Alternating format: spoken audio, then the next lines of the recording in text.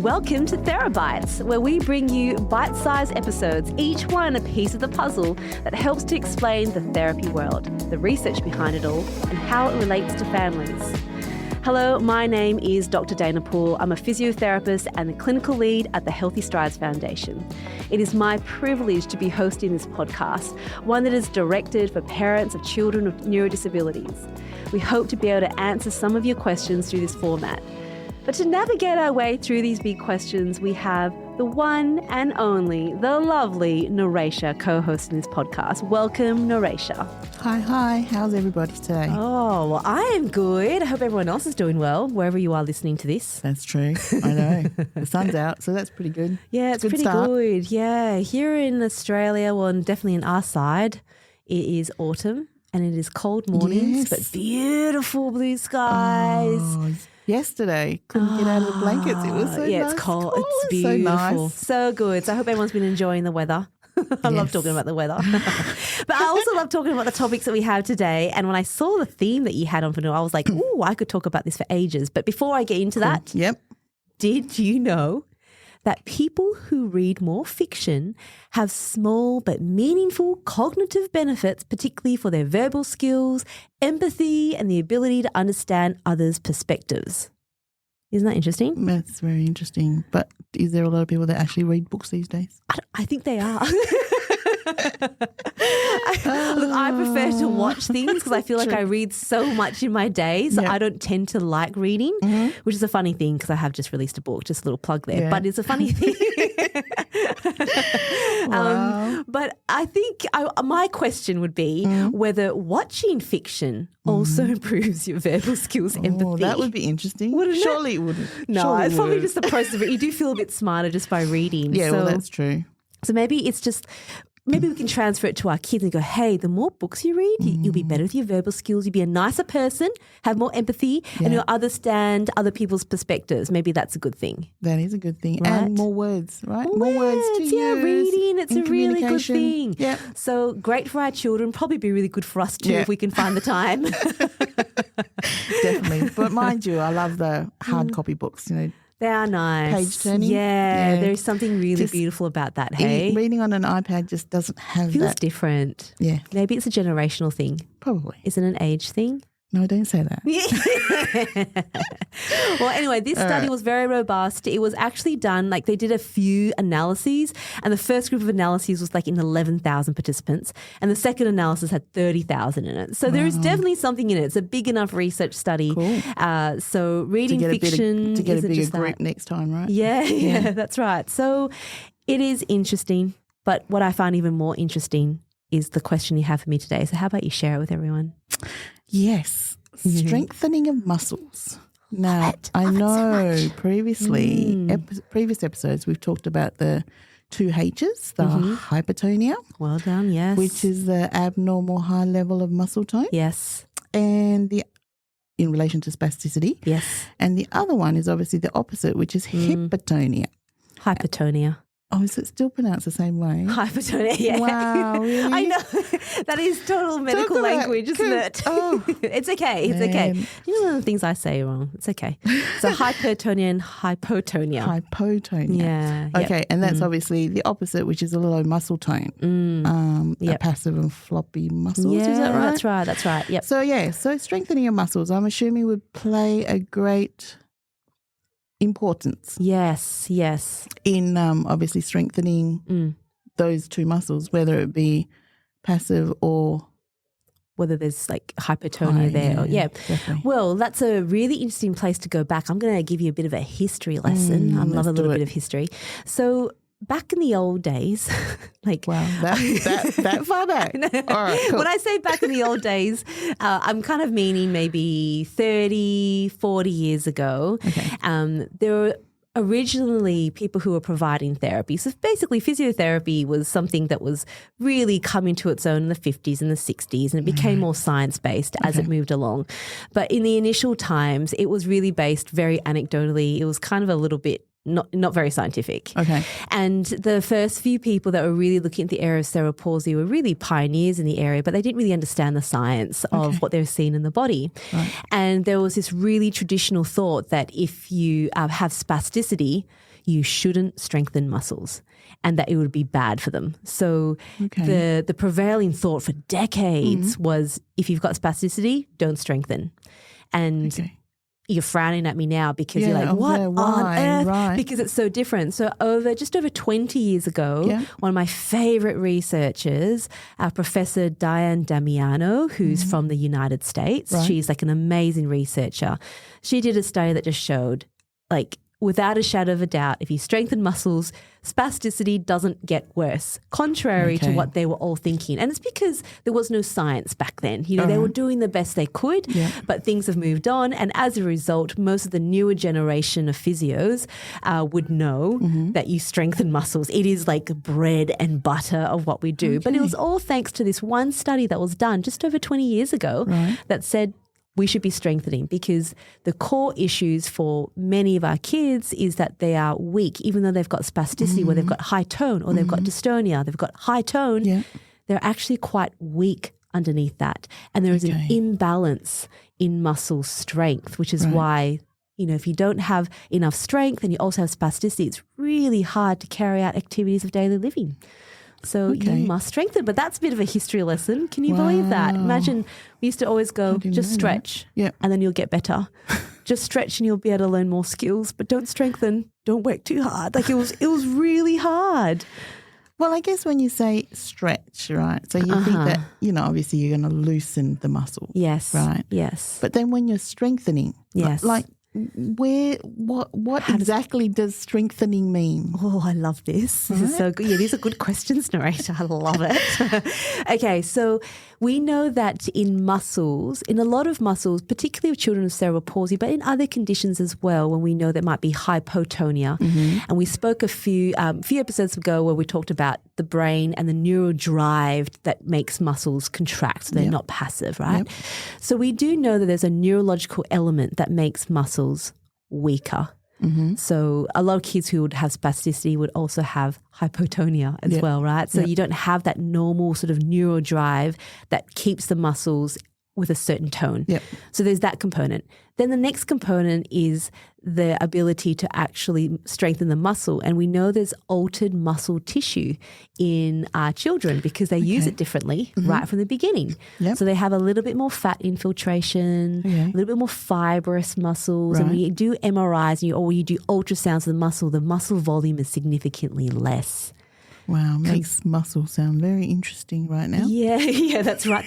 And there's people who go even further into the muscle and they look at the molecules of the muscle, or what they call the sarcomeres, the smallest part of the muscle, which is what contracts and allows it to work from that point. And we even know at that level there's a change.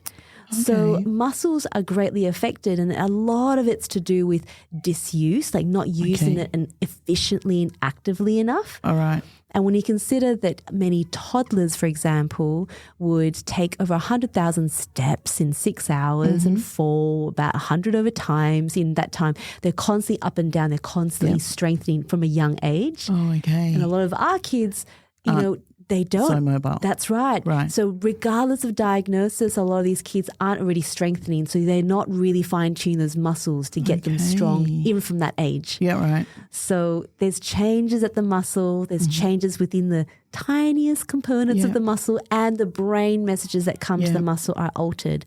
So that just shows the absolute importance of finding a way to strengthen it, because it's something that the body doesn't have enough of.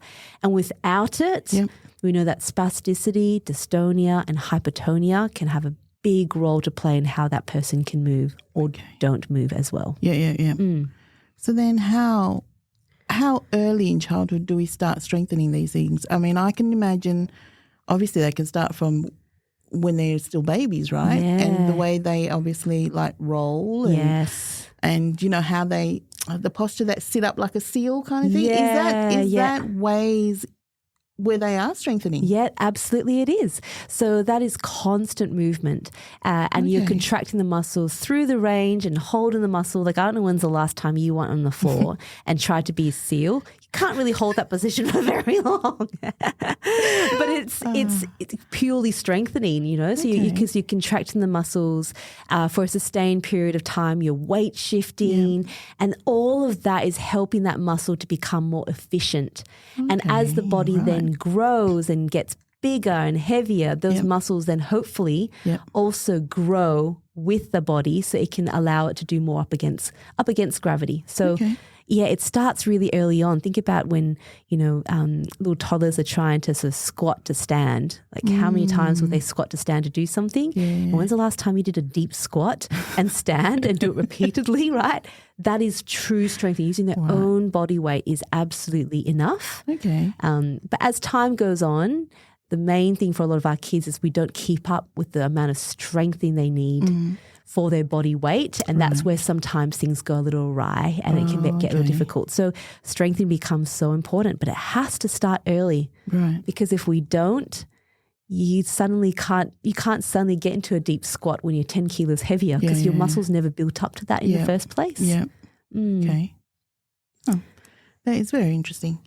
Okay, so then in that form, I guess if a child obviously we want to wrap them up like cotton wool, you know, when you know that there's, what's the word, a challenge. When they're challenged, you kind of like want to be careful, cautious. You don't want to overextend a leg or, you know, when moving them around. Right. So at what point do we know how to strengthen them? I mean, what movements are okay to do on our child? Yeah, sure. Look, the first part I'd always want to go to is, before I even look at strengthening, is understand how that child communicates with me. Okay. Because it's so important to know, like, all our bodies do respond differently, and we don't know what it feels like to have dystonia and spasticity and joints that don't do things the way that we'd want them to do. So I would want to be very sure that this child, this young person, can tell me how their body feels. Okay. Now, if the child is not able to verbally tell me that, it doesn't mean I don't do strengthening. I just need to know whether they can reliably tell me through another source, whether it's through their eye gaze. Do they cry when they're in pain? And if they do cry when they're in pain, well, I take crying very seriously. And we talked about that last time. No pain, no gain. Correct. Oh my goodness, no, right? So the whole idea from this is we need to make sure that we know how they're communicating with us, so that way we know how to push. Right. And that's the first part of it. If we know they can communicate with us really well, then we can start to do some strengthening with their body weight. No weights yet, and we generally don't look at adding any weights to their much older, like teenage years, because we don't want to overstress the bones. But just using normal body weight is enough. And that's why we recommend that children are active for at least 30 minutes, particularly with cerebral palsy, throughout the day, a few times through the day, where they get their heart rate up a little bit, because when their heart rate's up, their muscles are being used, and that is a good amount of strengthening already. Right. Okay. Yeah. So you can definitely start there. And then you can be very specific. Like there's protocols like 3 by 10 sets, 3 by 10 reps, and you know how much range you go through, and physios are great at this, as well as exercise physiologists to guide them through that. That's still really important, but you know, you don't tell a 5-year-old, we're going to do 3 by 10 of these. You know, you do it during play, so they don't mind squatting. But as they get older, you don't need to coax them into that through play. You can say, hey, we need to strengthen and let's go to the gym, or what that might look like. So I guess from when the child is quite young, I guess you take the lead from the physios. I mean, obviously the therapists that you're involved with. And then take that as a lead, take it home and do it with them as a fun activity, I guess, right? That's right. I mean, what it's more about consistency throughout the play, day. Right? Right. Because you don't want it to be so strange they don't understand why they're doing it. Motivation's still really important. Correct, but always comes back to their ability to communicate with us, because that is your reliable source. And if we're not sure, we don't push. We need to understand what happens to their body. But it's not like, you know, they have to be a sweaty mess after doing it. It's just play. And the more active we keep them, if they're up in their walker, if they're running around, they're at the playground climbing, that is strengthening. You don't have to go to the specific corner of your house like we all did in COVID and do some squats to, try to keep fit because we weren't allowed outside. This is about being active. So not so much screen time, going outside to play. Those are brilliant. That's how kids strengthen. I didn't even know that. Even just playing was like a strengthening of a muscle. I mean, you know, like in an adult kind of form, but it just never triggered for a child that, has. It's huge. Like walking in sand. Yep. Huge, really hard work. Okay. Like that, just walking across sandpit is really hard. So they've got to do that. They climb up the steps to go up into the platform. Yep. That is using so much range of motion and strengthening from pulling. And it's all, there's no weights. It's just their own body weight. Yep. Then they love going down the slide about 10,000 times. So they go up and down, perfect strengthening. You cannot replicate that in just a therapy setting. If you're doing that, beautiful. Okay. Then balancing. And that's why we want accessible playgrounds, because we want all of our kids to do that. I wish they'd revamp those old playgrounds. It's frustrating. If they only do it in new areas, but they're in the old ones. Yeah. Right. Well, on that note, if anyone wants to look for accessible playgrounds, we do have an app called Participate. Yep. And you can find accessible playgrounds. And yes, I agree. They're all in the newer areas. Yeah, I know. But there's some that are so brilliant where you can use your walker. It's just brilliant. And that's a way to get activity. Yeah. That's what we do when we're out and about and we don't know the area. Yeah. Pull up the Participate and it's like, bang. My boy loves it. That is good. Perfect. That's really good. So does that answer your questions about strengthening? Yes, it does. It gets and it started it just highlights everything that I've been doing was actually strengthening and not even realising that it was. Yeah. So thank you. You're very welcome. Look, it doesn't always have to be hard. Yep. I think sometimes it feels like you've got to do that extra bit all the time. But man, playing, finding some ways to be active, brilliant way to go. Cool. Yeah. Thank you. You're very welcome. All right. I hope that was helpful for everyone else, but we'll talk to you all again really soon. Bye. Bye. See you next time.